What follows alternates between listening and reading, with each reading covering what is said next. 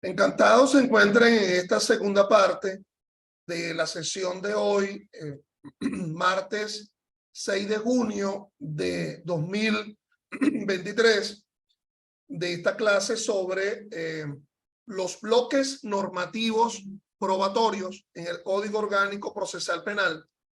Mi nombre es Ángel Serpa Aponte y esta clase está dirigida a mis alumnos de la especialización en Ciencias Penales y Criminológicas de la Universidad Central de Venezuela y al público en general. Clases estas que la pueden ubicar en mi canal YouTube, Ángel Serpa Aponte, a los efectos de quien quiera suscribirse al mismo y encontrar allí mis criterios vinculados al ámbito del derecho penal.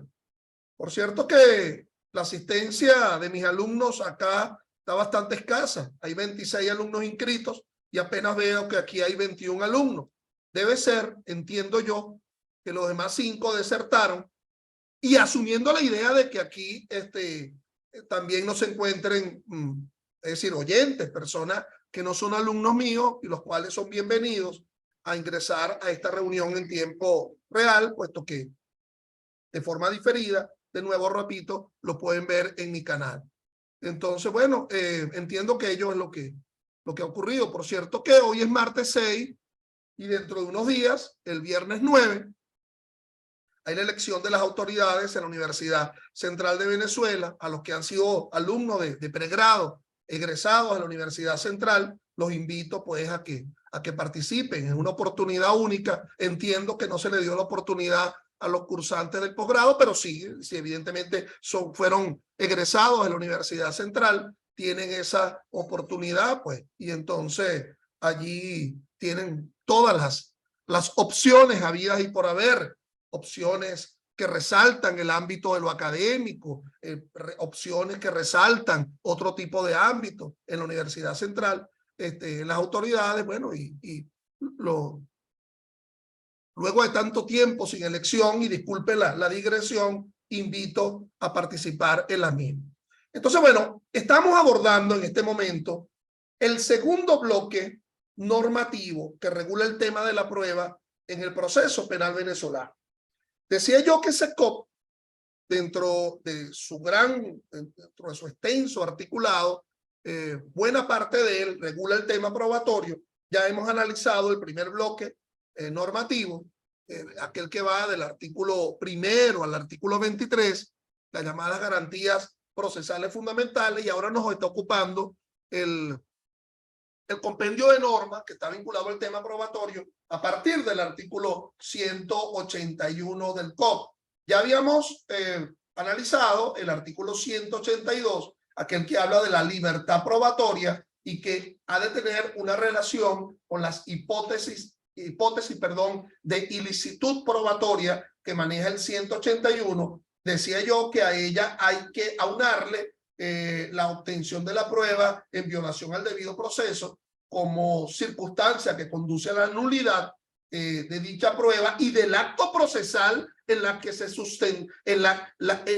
que sustentó dicha prueba. Ojo, el llamado efecto metástasis del asunto que deriva el artículo 179, 180 del COD en el tema de las nulidades. No solamente la nulidad de la prueba, sino del acto procesal subsiguiente que se sustentó, que tuvo como sustrato esa prueba nula. Recordemos que la nulidad de actos procesales se verifica tomando en cuenta acto anterior, acto posterior y acto contemporáneo o acto coetáneo que tenga una relación directa con respecto a aquel acto procesal susceptible de nulidad. Algo así como la famosa hipótesis de la fruta del árbol envenenado, the fruit of the poisonous tree, que surge del ámbito anglosajón. Pero bueno, les decía yo que ese artículo 182 que aborda la libertad probatoria ha de ser entendida también en relación al 181, las hipótesis de ilicitud probatoria. Pero fíjate, algo así como un sándwich. Recordemos, estamos en la mañana. Pareciera que muchos aquí lo que están es viendo la clase sin haber estudiado, comiéndose la arepa chorreada de mantequilla o el sándwich sin haber estudiado efectivamente, o la empanada grasienta. O sea, aquí no se puede venir sin haber estudiado la clase anterior. Entonces, algo así como el jamón del sándwich, en el sentido que allí está el 182 en el medio y hay dos panes que lo circundan. Obviamente no sería otro más que el 181 y la norma subsiguiente al 183, al 182, que sería el artículo 183 del COP. ¿Por qué hago yo tanto énfasis en lo normativo del asunto? Bueno, en primer lugar, para que en la medida que yo vaya hablando, lo vayan revisando en el propio código. Evidentemente que la explicación no se daría exclusivamente en el punto y coma de la norma, pero en este aspecto crucial de los principios sí hay que atender mucho cómo lo regula el propio Código Orgánico Procesal Penal, para evitar desinterpretaciones doctrinarias o a nivel de jurisprudencia, que bastante han existido. Fíjense que en el derecho penal, casi que uno de los soportes, una de las columnas, uno de los pivotes es el llamado principio de legalidad. Nullum crimen, nulla pena, sine lege, sine lex, certa, scripta, artículo 1 del Código Penal, artículo 49, numeral 6 de la Constitución de la República Bolivariana de Venezuela, el principio de legalidad sustantiva. Nadie podrá ser sancionado sino sobre la base de un ilícito que esté descrito en previa pauta de ley, esa previa pauta de ley que sea cierta y lo es porque es escrita. Además de otras características. Pero también existe el principio de legalidad adjetiva, que está descrito en el 253 de la Constitución. Los actos procesales tienen que estar descritos en previa pauta de ley. En el caso del principio de legalidad sustantivo, hablamos de tipicidad. En el caso de los actos procesales descritos en previa pauta de ley, hablamos de taxatividad. Pero así será importante el tema de la prueba, que la prueba tiene su propio principio de legalidad y está allí en el artículo 183. Entonces, fíjate esa triada de normas dentro de ese segundo bloque normativo del COP.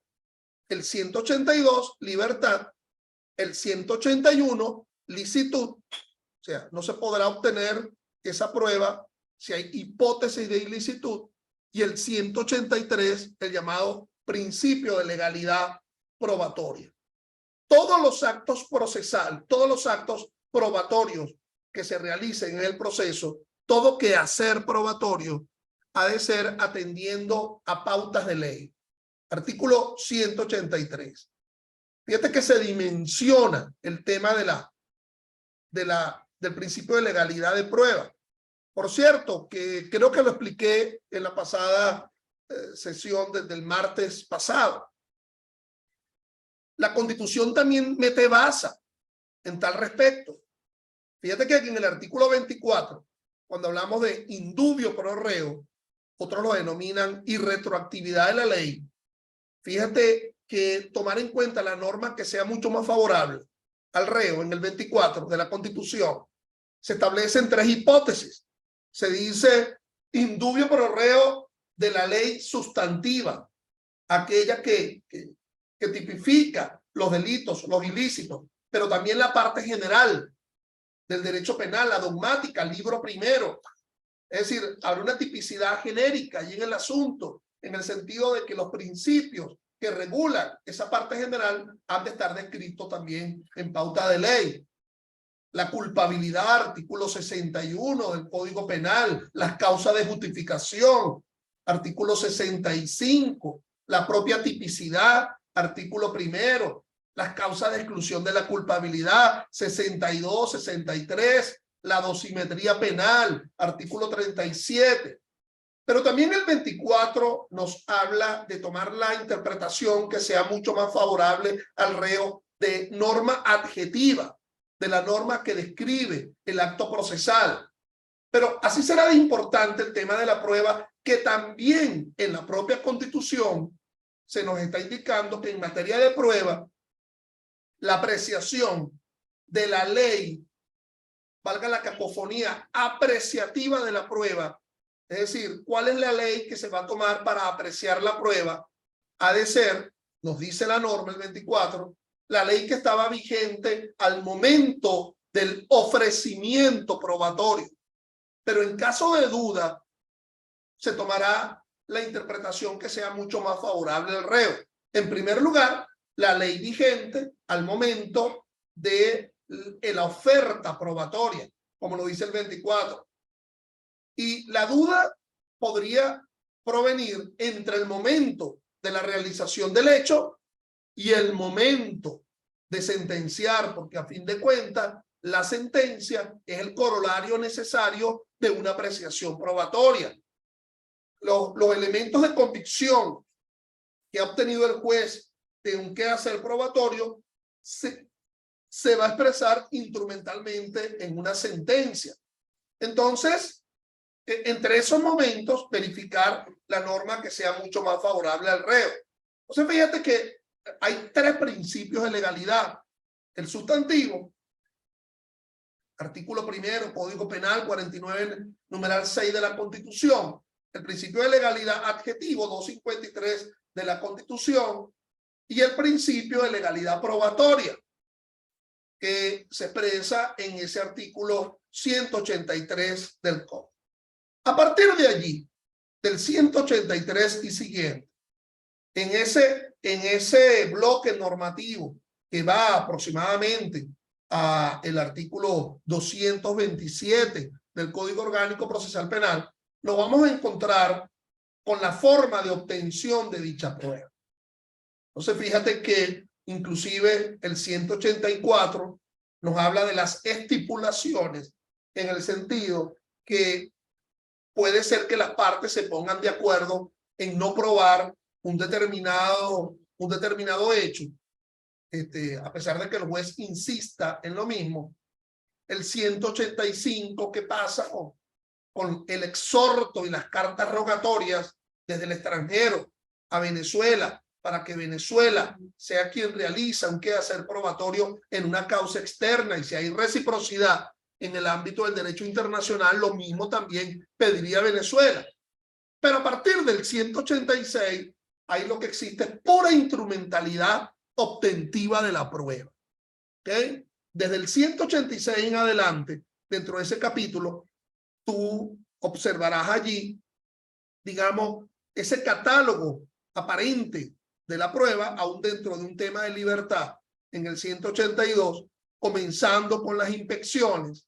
Dentro de las inspecciones, el allanamiento, el testimonio, el peritaje, comprobaciones especiales en caso de muerte culposa, lo vinculado a la interceptación de las comunicaciones, las grabaciones, es decir, todo el andamiaje de lo que forma parte esta materia, pruebas personales y circunstanciales, y la otra materia, pruebas documentales y técnicas, en el ámbito de lo que establece dicho Código Orgánico.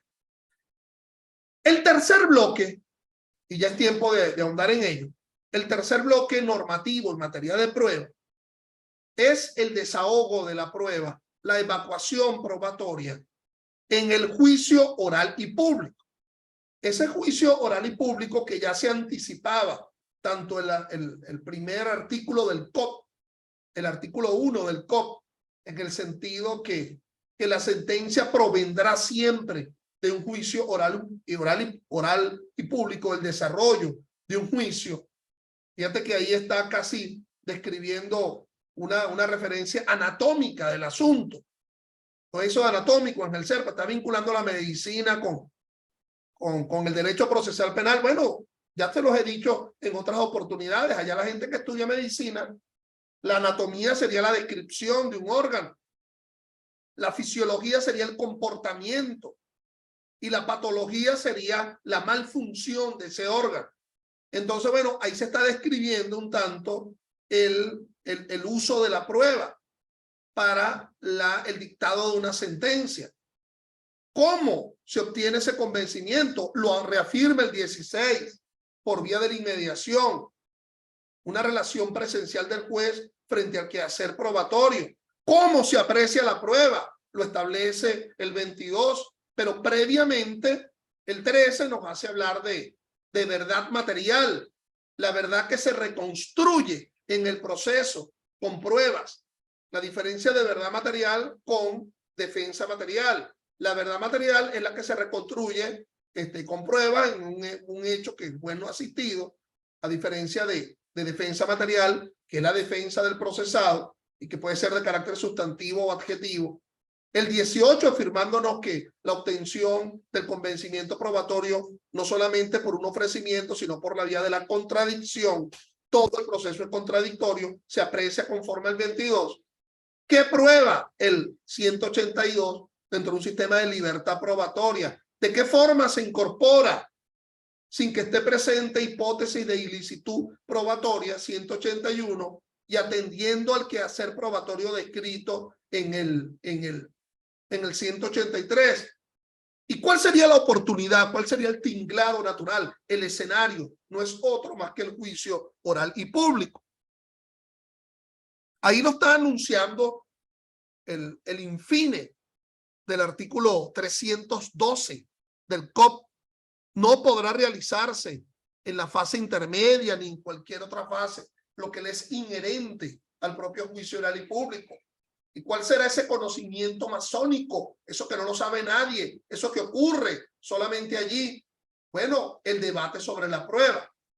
Ahora, a diferencia de ciertas recientes decisiones de la Sala Constitucional, que parece correr la arruga en el sentido de que todo pronunciamiento con respecto a la prueba le corresponde, es al juez de juicio, allí está una referencia normativa frente al tema de la prueba. Si cumplimos con el 183 sobre que el quehacer probatorio está descrito en previa pauta de ley, bueno, qué mejor norma que instruye sobre la apreciación del aspecto formal de la prueba que el artículo 313, numeral 9 del COP, cuando me indica que el juez de control en la audiencia preliminar, en la fase intermedia, es el que tiene que pronunciarse sobre la idoneidad, pertinencia, licitud y necesidad de la prueba, los aspectos formales de la prueba,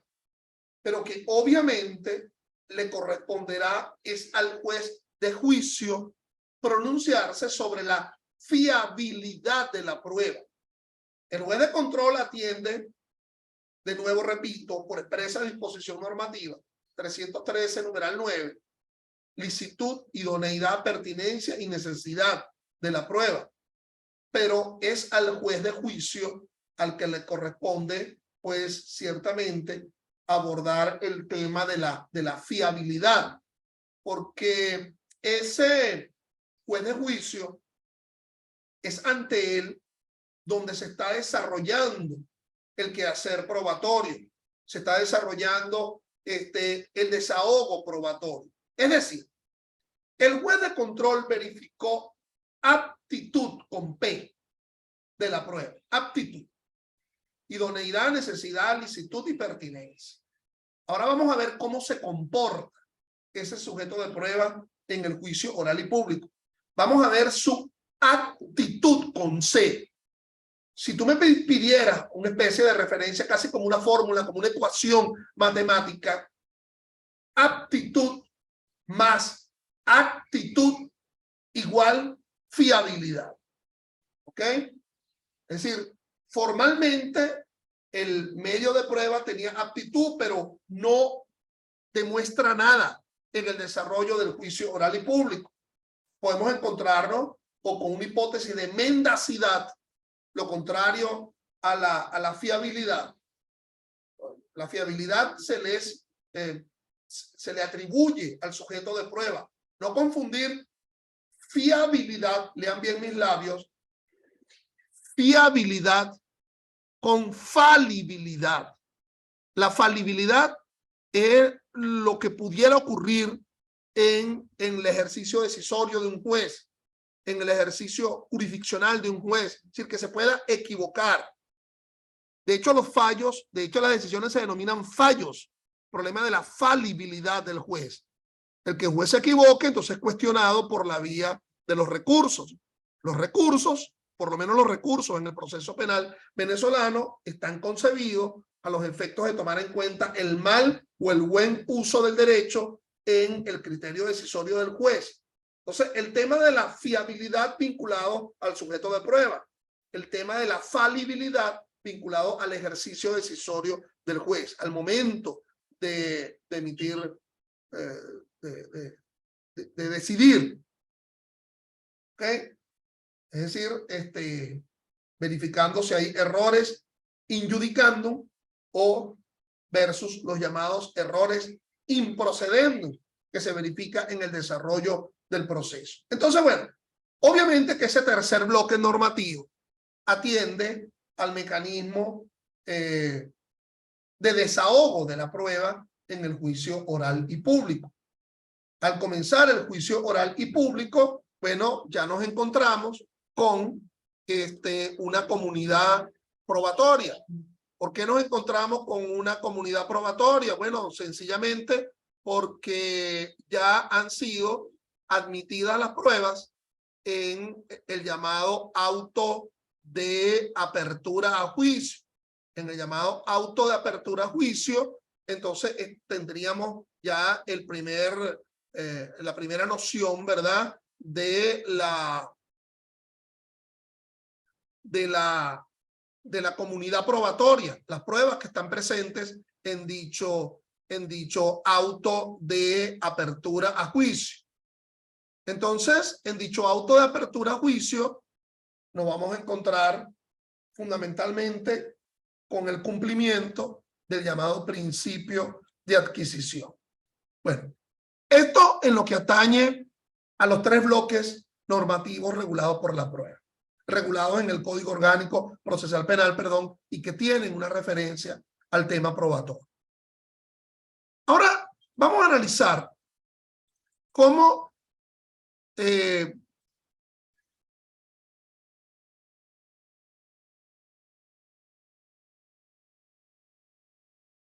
es eso? Pregunto yo. Y hay 4 o 5 respondieron Ministerio Público. No, señor. ¿Qué es Ministerio Público? Medios de prueba.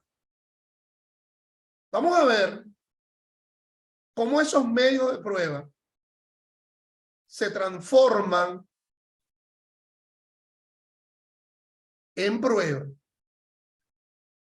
por lo menos desde una perspectiva formal, antes de incorporarse al juicio oral y público. Ese proceso como de alquimia en la cual medios de prueba se incorporan al proceso y veremos si al final del camino son realmente pruebas. Eso de la alquimia, ¿verdad?, que había en la Edad Media, a partir de la cual un metal que no era oro, bajo algún tipo de fórmula, bajo algún tipo de trabajo artesanal, o por lo menos así se creía, pudiera transformarse en oro. Bueno, se cansaron allá en la Edad Media de tratar de hacer eso y obviamente jamás lo pudieron obtener. No es lo mismo que una cadenita, como te dicen por ahí, enchapada en oro. No es lo mismo que te entreguen una medalla de oro y que tú creas que sea de oro y realmente lo que es un bañito allí dorado.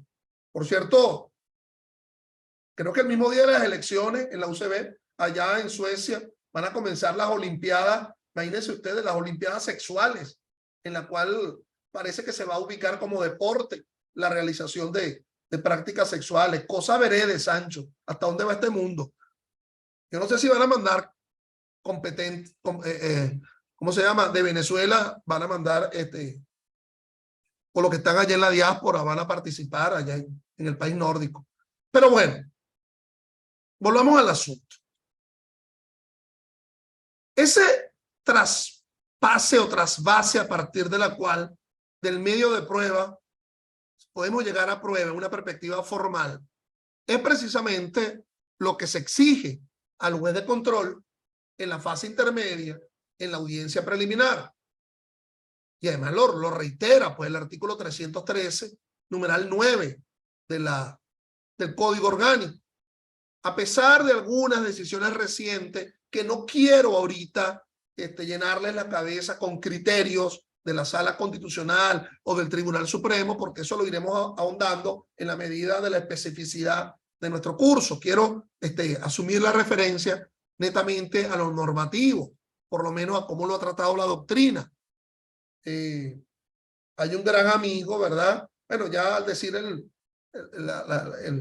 cargo, ya sabrán ustedes de quién se trata, que es decano en una prestigiosa universidad privada de esta ciudad, y me dice, mira, Ángel, me dijo en estos días, hay tantas decisiones de ese Tribunal Supremo que yo realmente a mis alumnos, yo decidí darles solamente en la referencia normativa. Es decir, como lo establece pues el propio código, porque hablarle de tanta referencia jurisprudencial es una suerte de paralegalidad en donde está un código y paralelamente nos encontramos criterios de interpretación de parte del Tribunal Supremo, más bien lo que hace tender a la confusión. Bueno, buena postura en reafirmación del principio de legalidad, pero claro, a ustedes a nivel de un posgrado pretenden ser especialistas en ciencias penales, yo no podré soslayar pues como herramienta, como fuente de derecho, aunque lo cuestionemos desde un punto de vista académico, algunos criterios sobre todo que han provenido de la Sala Constitucional, que se suele decir que es el máximo intérprete del sentido y alcance de normas, principios y valores, como lo establece el artículo 335 de la Constitución. Es decir, ya saben ustedes que a partir del año 1999 nos encontramos, así como China, un país con dos sistemas económicos, el capitalista, no sé, Shanghái, Hong Kong, y yo creo que ya en todas las ciudades chinas, y el comunista, aunque sea formal, ¿verdad? Plaza Tiananmen, homenaje a Mao Zedong, en fin. Así pasa en Venezuela, un país, digamos, con una especie de doble sistema jurídico de derecho estatuido, lo que establecen los códigos, las leyes, y un sistema jurídico de derecho consuetudinario en el sentido del precedente vinculante que proviene de decisiones de la Sala Constitucional, porque obviamente para que se hable de jurisprudencia en el ámbito penal, que se mantenga en el tiempo, tiene que ser pacífica, constante, reiterada. Pero bueno, vayamos a esa referencia normativa a partir de esa grafía. Ya saben que me estoy quedando sin tiempo. Estamos próximos a llegar a las 8:30, momento en el cual, cuando esto se acabe, se cae el video, se terminó la clase, pues, sencillamente. Ay, profesor, pero tan abrupto. Sí, lo que pasa es que no tengo aquí indicador de cuánto me queda de tiempo. Entonces, una cosa medio abrupta. Bueno, entonces, vamos a pasar por una serie de tamices, una serie de alcabalas, para que ese medio de prueba se verifique su transformación en prueba. Fíjate que el indicativo de ello surge a partir del artículo 3 del COP, que me dice que el convencimiento va a surgir por las vías jurídicas. Es decir, las vías jurídicas están descritas en previa pauta de ley. Y el primero de esas alcabalas, de esos tamices por las cuales hay que pasar para transformar ese medio de prueba en prueba, es la licitud, que ya les dije hasta el cansancio, está descrito en el artículo 181. Entonces, allí hablamos de las hipótesis de ilicitud probatoria, lo cual se aúna, repito, a la hipótesis de la ilicitud descrita en el 49, numeral 1 de la Constitución, cuando se trata de obtención probatoria en violación al debido proceso. Ahora fíjate, aquí esto siempre se verifica en función del resultado. El resultado es una prueba ilícita y nos haríamos la pregunta, ¿no hay que verificar también si hubo intención ilícita en la obtención de la prueba objetivamente ilícita. Es decir, el resultado es ilícito porque se derivó de ese medio, de esa forma obtentiva, criticada por ley, denostada por ley como ilícita, las llamadas prohibiciones probatorias que se encuentran presentes en el 181. Pero el tema de la intención en la obtención ilícita de la prueba no juega un papel crucial. No tendría que analizarse.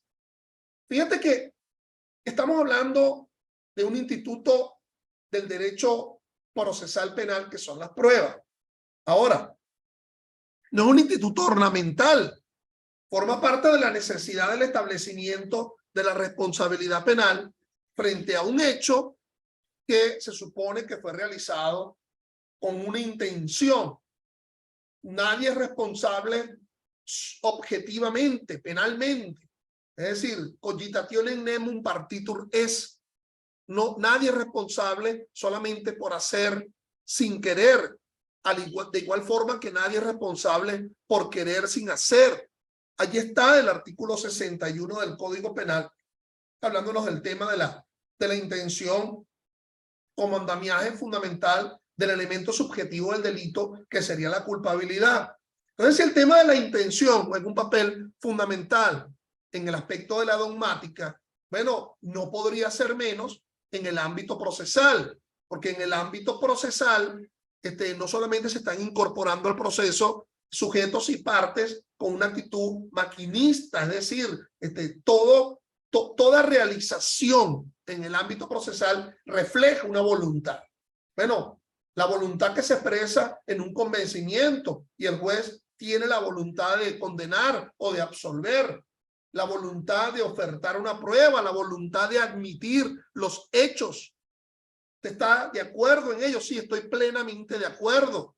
La voluntad de admitir los hechos, pero no a los fines de la imposición inmediata de la pena, sino lo estoy haciendo porque manifiesto mi voluntad de pagar un acuerdo reparatorio y mi admisión es a los efectos de reparar, o mi admisión es a los efectos de acogerme a un régimen de prueba, suspensión condicional del proceso. De alguna forma tendríamos que verificar qué refleja esa ausencia de la víctima que ya presentó una querella y que le fue admitida, y ahora en ocasión de la presentación de la acusación por parte del fiscal, la víctima no presenta su acusación particular propia. Entonces, el tema de la voluntad juega un papel crucial. Y en otras latitudes, en otras partes del mundo, se ha analizado las posibles excepciones a las prohibiciones probatorias. Si el 181 nos está hablando que no podrá obtenerse una prueba en violación al debido proceso y a las hipótesis de ilicitud, tendríamos derecho a preguntarnos, ¿es que cuando se obtuvo ese resultado se tenía la intención ilícita en la obtención de ese resultado? Entonces, hay teorías probacionistas, es decir, regulaciones frente al tema de las excepciones a la prohibición probatoria. Yo creo que expresándome con ejemplos, quizás pudiera, y vuelvo a repetir yo el consabido ejemplo hasta el cansancio que muchos de ustedes me lo tienen que haber escuchado. El bombero que ingresa a apagar el fuego dentro de una vivienda y no entra por la vía usual, sino que escala escalera y fractura, rompe vidrio, rompe paredes a los efectos de ingresar a apagar un fuego. Imagínate tú, se suele hablar del carácter ilícito de lo que se denomina escalamiento y fractura, hasta forma parte del supuesto de hecho de determinados delitos, en el caso del hurto agravado, o inclusive en el caso de la legítima defensa de bienes como circunstancia que exonera de responsabilidad penal porque está presente una causa de justificación. Entonces el bombero entró a esa vivienda a apagar el fuego y allí se encontró nada menos que la droga camuflajeada. Allí se encuentra con que el dueño de la vivienda acaba de matar a la esposa, allí se encuentran los bienes receptados, aprovechamiento de cosas provenientes del delito. Fíjate que la intención del bombero no era obtener la prueba de esos delitos, que iba a saber que allí se estaba cometiendo el delito. Entró por otra circunstancia, digamos, de orden público, regulada por las leyes del ejercicio bomberil. No era una intención de obtención probatoria, a lo cual estaba concebido. Y se les justifica el llamado inevitable discovery, descubrimiento inevitable. Pero vamos a empeorar el ejemplo, y creo que lo he abordado en otras oportunidades. El policía que anda persiguiendo a alguien que acaba de cometer un delito, y ese alguien se escapa, se escabulle con un vehículo, y el policía, bueno, como suele ocurrir en Venezuela, pues no tiene vehículo para poder perseguir al otro que acaba de cometer. Se le tolera legalmente la persecución, allí está la flagrancia, 234 del COP, etcétera, y entonces no tiene otra cosa más que apuntar al taxista que está pasando por la calle: bájate del carro, dame el carro, y lo apunta, y entonces el taxista sale, el policía ingresa dentro del vehículo y sigue persiguiendo al otro, y de repente escucha unos ruidos y ve que en la parte de atrás del carro, oye, está una mujer maniatada, está una droga camuflajeada, ahí vienes, es decir, se encuentra con un delito, se encuentra con las resultas de un delito de la cual él no tenía la intención de hallarlo.